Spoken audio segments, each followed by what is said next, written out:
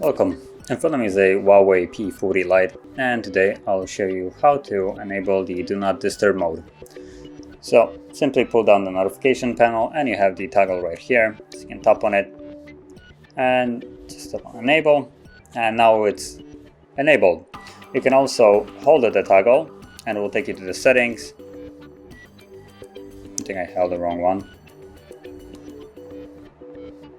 Yep, so let's hold the Do Not Disturb mode instead of the NFC. So there we go. So once you hold the Do Not Disturb mode, it will take you to the settings of it, where you can add a schedule. As you can see, you just need to disable it, and you can check this one on. For instance, there's one pre-made schedule. It's Saturday and Sunday, looks like, and from 10 p.m. till 7 a.m. But you can add your own or modify this one.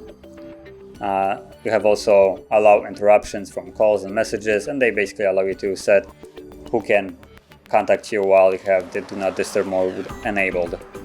And then you also have repeat caller, so this will allow you to, well, permit someone to call you, assuming they called twice within a 15-minute period. And that's about it.